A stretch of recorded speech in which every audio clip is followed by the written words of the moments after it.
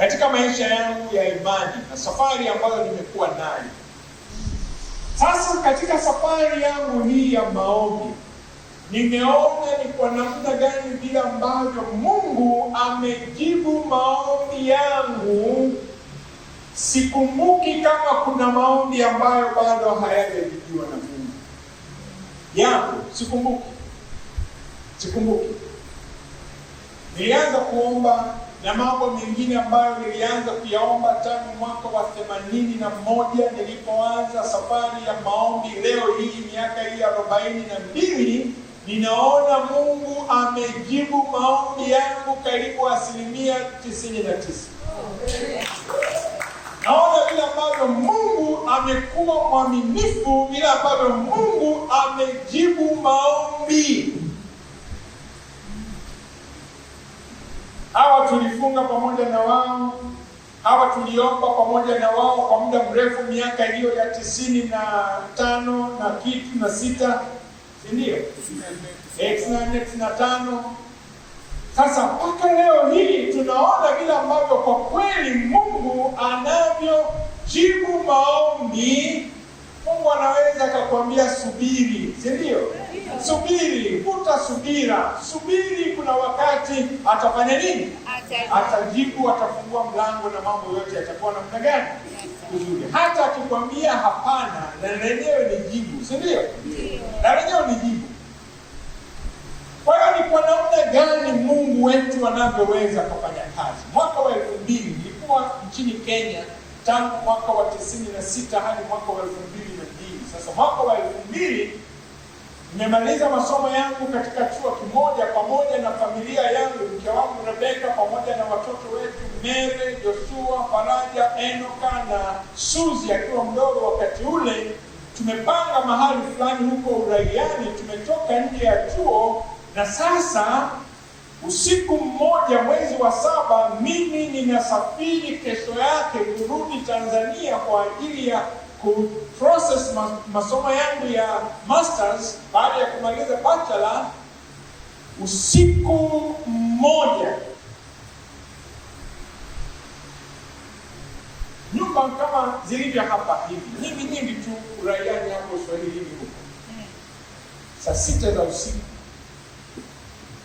tukaanza kusikia watu wanalia, lakini milango inapigwa kwa mawe na kupasuka.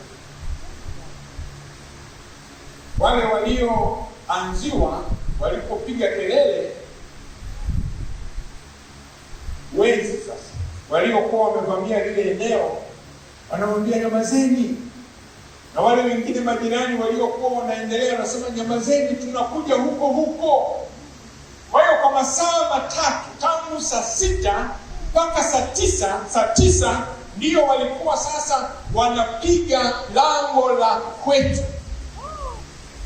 Lango lile tulikuwa mahali ambapo tunakaa nyumba 4. Kulikuwa kuna nyumba ya kwanza, ya pili, ya 3 ndio ilikuwa yetu, alafu ya 4. Saa 9 nilipokuwa nimesikia zile kelele mara ya kwanza, nilianza kuomba na nikawaamsha mama pamoja na watoto tuombe.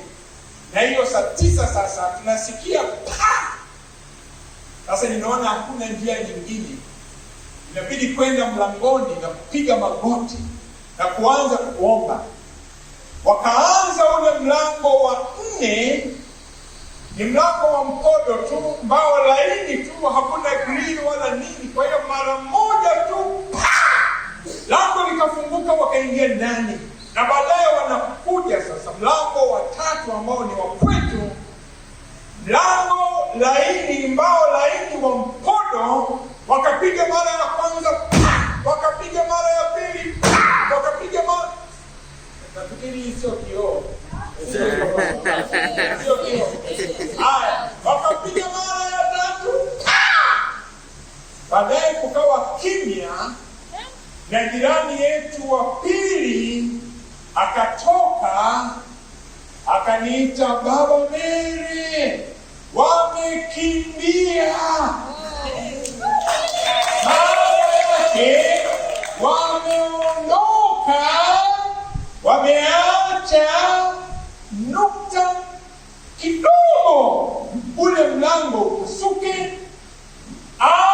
uanguke kutoka kwenye ukuta wake, jiwe la 4 lingefanya kazi hiyo, lakini walikomea jina la 3 la utatu wa Mungu.